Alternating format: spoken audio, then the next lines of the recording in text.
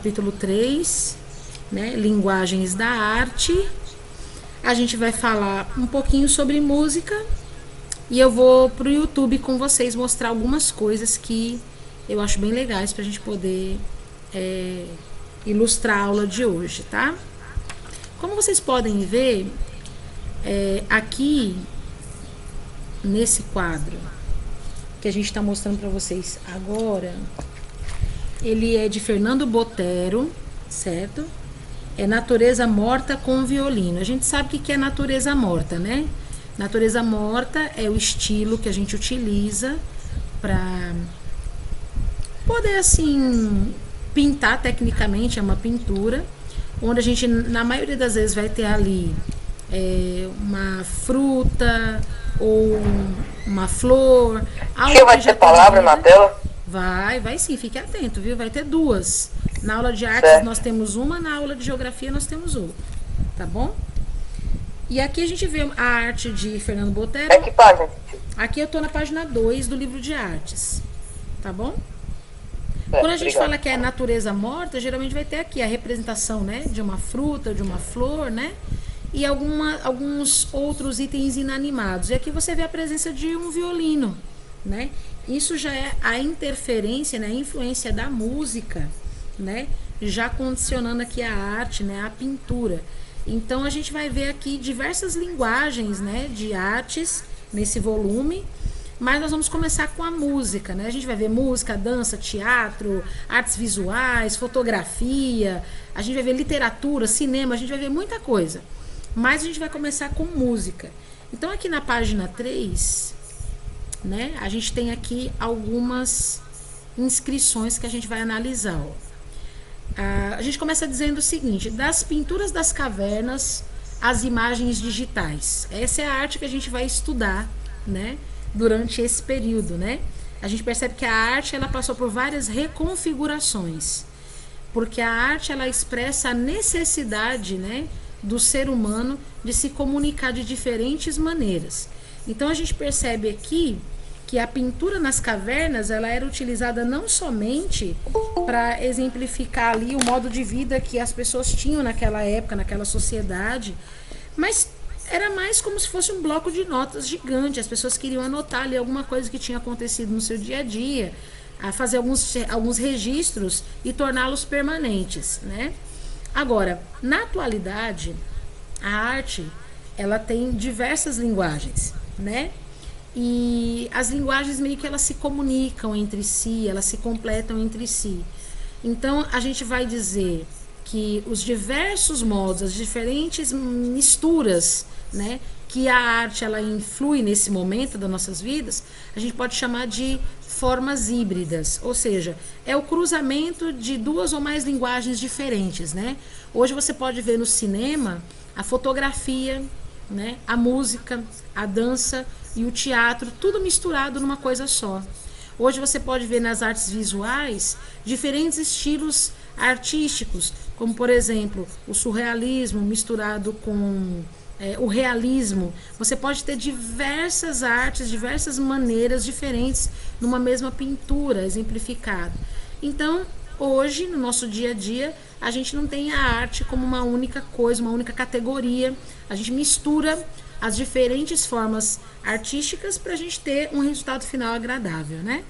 A música, ela é um gênero artístico que ela vai integrar, ela vai misturar, né? Ela vai cruzar música, dança, teatro, artes visuais, né? E várias outras coisas, né? É uma linguagem muito importante para compor um espetáculo completo, né?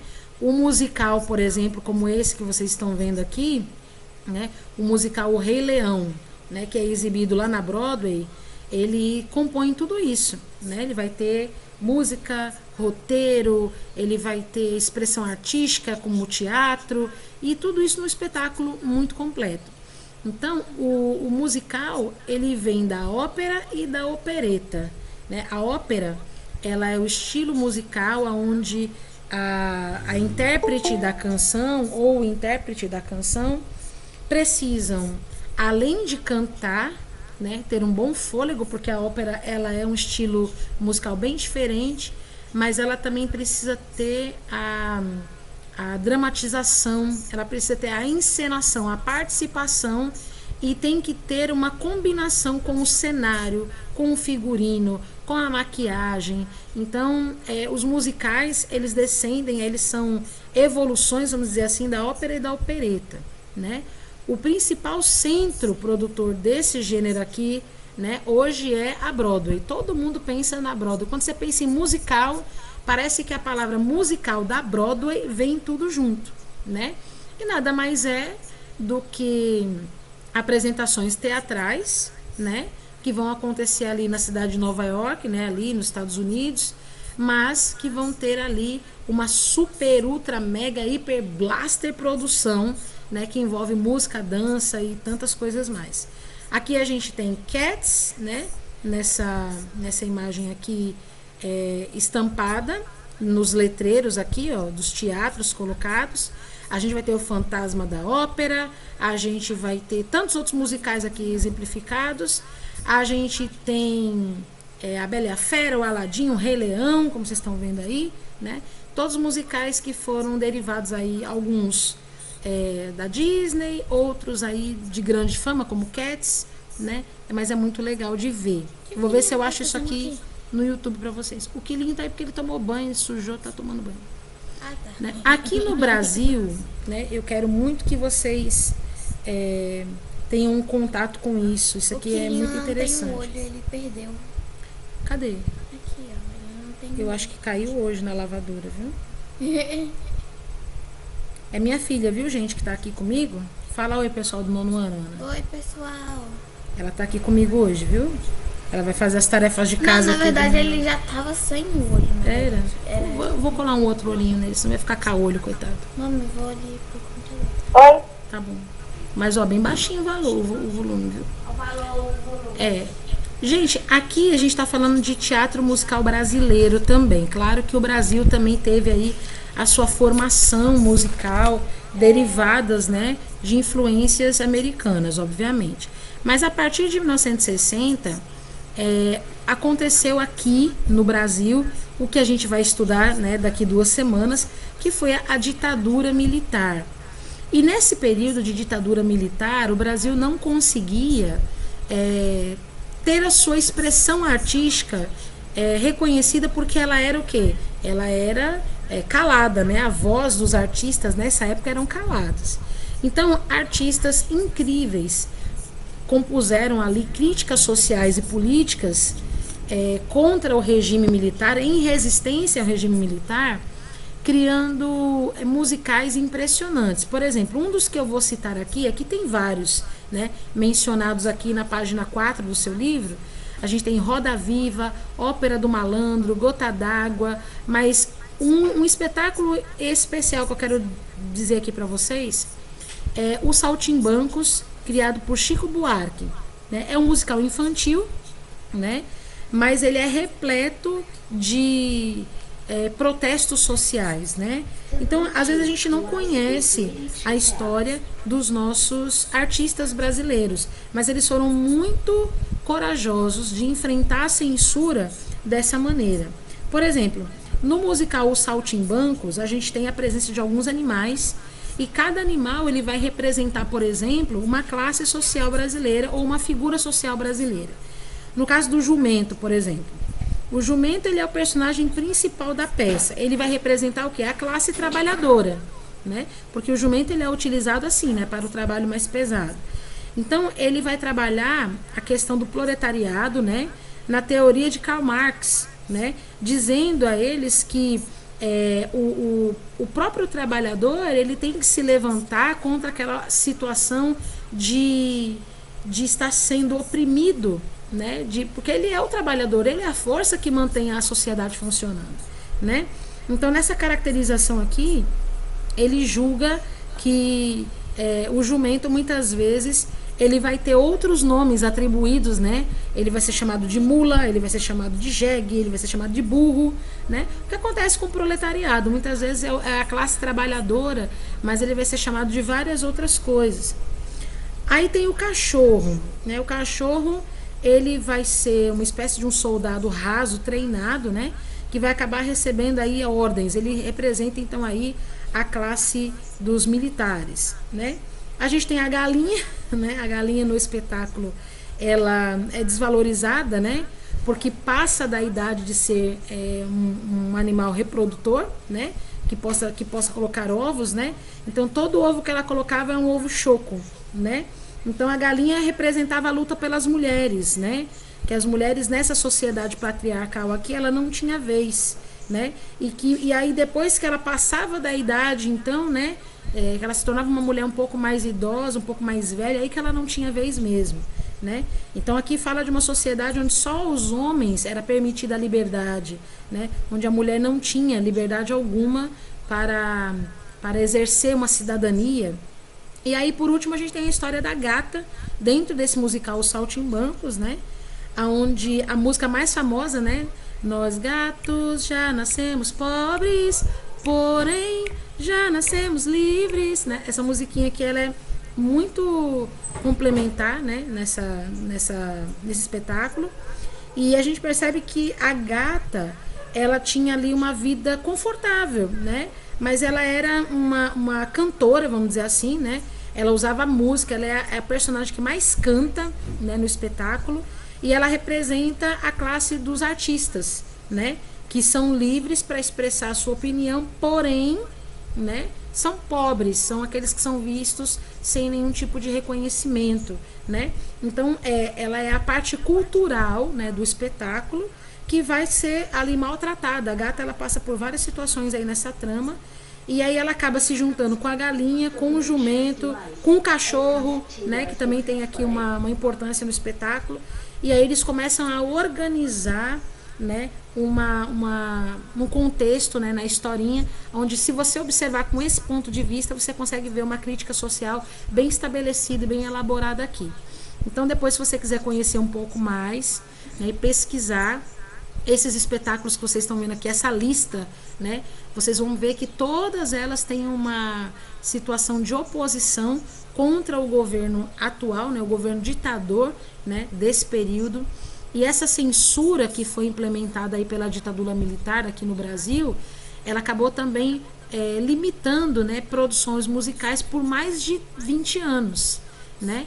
Então, depois que acabou aí a ditadura militar, em 1985, foi que aos poucos os produtores musicais voltaram a produzir seus conceitos, suas ideias, suas obras, a partir de homenagens aos cantores que já haviam passado aqui na nossa terra. Aqui a gente tem um ator chamado Tiago Abravanel, onde ele interpreta Tim Maia, né, num espetáculo, né, que foi apresentado em Brasília em 2012. E aqui a gente tem Brusigon Levski, acho que é assim que fala o nome dele, que ele acabou interpretando aí Renato Russo, né, do Legião Urbana, em 2017. Esses dois músicos foram bem, como a gente pode dizer, bem questionadores, né, do sistema político que os envolvia por conta das suas temáticas de vida, né? Então cada um tem uma defesa de vida a se fazer, e esses gêneros tomaram conta aí do Brasil durante um determinado tempo. Aconteceu aí a partir da década de 80 a reprodução de obras como, por exemplo, O Abre Alas, né? E essas produções que eu já mostrei aqui para vocês. E esse O Abre Alas, na verdade, foi uma produção feita pela musicista Chiquinha Gonzaga, que a gente viu no ano passado, né? E foi uma homenagem feita aos cantores Francisco Alves e Luiz Arthur Nunes, que foi o diretor. Você quer alguma coisa? O que você quer? Você falou pra ver a agenda, porque eu esqueci de anotar. Tá bom, daqui a pouco eu te dou, tá bom?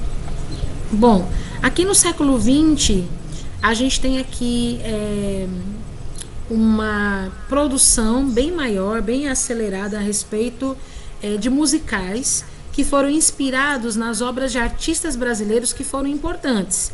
Além de Tim Maia e Renato Russo, a gente tem Elis Regina, Cazuza e vários outros, né, que são considerados atores tipicamente brasileiros, com um manifesto contra a ditadura do Brasil, né? Elis Regina mesmo, a gente estudou uma das obras dela no ano passado, onde ela apresentava ali na obra O Bêbado e Equilibrista alguns protestos que foram feitos mediante uma, vamos dizer assim, uma contextualização de ditadura, né? Inclusive essa obra dela, depois que você passa a estudar, você vai ver que cada trecho daquela música estava se falando de alguma injustiça que tinha ocorrido no Brasil. Então, os nossos músicos, eles passaram pela ditadura. Alguns dos nossos músicos sofreram o exílio. O exílio é quando você manda a pessoa embora do país, ele é obrigado a morar no outro país, porque ele não pode mais permanecer no território nacional. Enfim, foram muitos os contextos que foram vividos. A gente vai ver isso na aula de história também, tá bom? Nos anos 2000, a cidade de São Paulo se tornou então palco de grandes musicais, né?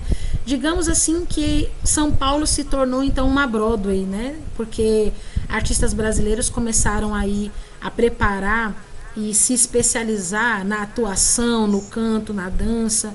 Então esses musicais que foram montados, eles também foram apresentados em todo o mundo, inclusive lá na Broadway, né? Em Nova York também foram apresentados, tá bom? Os centros urbanos, né, como o de São Paulo e o Rio de Janeiro, tiveram aí a montagem de diversas companhias brasileiras de teatro. E uma das obras, aliás, o artista que teve as suas obras mais replicadas na arte brasileira foi Vinícius de Moraes, né, que era conhecido como o Poetinha, né? Ele nasceu no Rio de Janeiro e ele começou a escrever versos, né, na época em que ele ainda estava na escola, quando ele ainda era menino. E ele produziu, então, uma arte que tinha diversas linguagens artísticas, porque além de poeta, ele era músico. Então foi a primeira vez que a gente conseguiu ver a poesia mesclada à música. Então essa ação híbrida da arte brasileira, né? Mas em 1946 ele foi morar nos Estados Unidos, em Los Angeles, né? E ele ali acabou mergulhando nas linguagens norte-americanas, que havia uma influência muito grande do cinema e do jazz, que o jazz depois de um tempo passou também a oferecer influências para o rock que a gente conhece hoje, né? Em 1950 ele teve aí uma amplitude, né, por causa da direção do cinema e do teatro. Então na peça Orfeu da Conceição de 1954 ele teve uma adaptação, né, do mito, que a gente chama mito grego, né, para o cotidiano carioca. O que seria isso? Orfeu, ele é um personagem da mitologia grega e ele trouxe para o cotidiano brasileiro, especificamente ali a questão do Rio de Janeiro, né? Então, Orfeu da Conceição, por isso que é da Conceição, para dar uma brasileirada ali no tema. A peça Orfeu, ela fala aí a respeito também da desigualdade social que é visível no Brasil, e a partir dessa época ele começou a fazer muito sucesso, porque realmente ela chamou muita atenção pela questão de protesto sobre a sociedade brasileira. Em 1960 ele começa a fazer parceria com Carlos Lyra, Pixinguinha, Baden Powell, e fez vários shows, né, principalmente com Tom Jobim e com João Gilberto. E aí Vinícius de Moraes acaba desempenhando então um papel marcante aí na bossa nova, né? Bossa nova é um estilo musical muito brasileiro, né? Onde ele exerceu a sua autoria e sua parceria com Tom Jobim, né? E ele chegou aí a uma composição muito conhecida também, que é Chega de Saudade, né? Que se tornou aí um marco de um movimento, né, a partir da década de 1958. Durante o regime militar, ele foi exonerado, né, do Ministério das Relações Exteriores, né? Então, exonerado deixou de exercer essa função de ministro das Relações Exteriores, e em 1970 ele iniciou aí uma parceria com o cantor Toquinho, né, muito famoso também aqui no Brasil, com quem ele fez shows não somente aqui no Brasil, mas por toda a Europa. E as obras deles que ficaram mais conhecidas é o Soneto da Fidelidade, né? E depois recitado em parte na música Eu Sei Que Vou Te Amar e a canção Garota de Ipanema, certo? Que são músicas que a gente conhece, né? Eu sei que vou te amar, por toda a minha vida eu vou te amar, você conhece. E a canção Garota de Ipanema, né? Olha que coisa mais linda, mais cheia de graça. É essa menina que vem e que passa no doce balanço a caminho do mar, né? Então a gente percebe que Vinícius de Moraes, ele compôs essa obra específica aqui no Brasil. E a expressão artística que a gente tem para mostrar para vocês hoje, brasileira, é a partir aqui das obras que nós estamos falando com vocês, dos poemas, né, de Vinícius de Moraes. Vamos dar uma olhadinha aqui, ó, na página 6. Página 6 a gente tem aqui, ó, essa curiosidade aqui, ó. Os poemas do livro Arca de Noé, que o Vinícius de Moraes fez, né? Ele começou a escrever em 1960, foram lançados em 80, né? Que inclusive é o ano em que ele morreu, né? Então tá aqui, ó. Ele vai utilizar uma linguagem bíblica, né?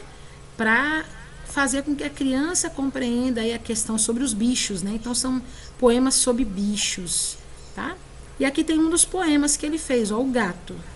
Com um lindo salto, lesto e seguro, o gato passa do chão ao muro, logo mudando de opinião, passa de novo do muro ao chão.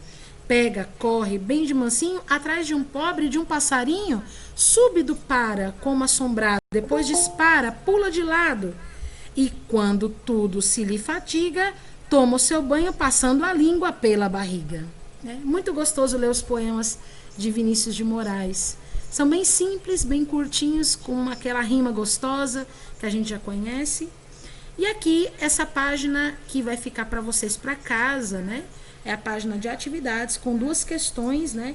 Para que vocês possam colocar ali as suas opiniões pessoais.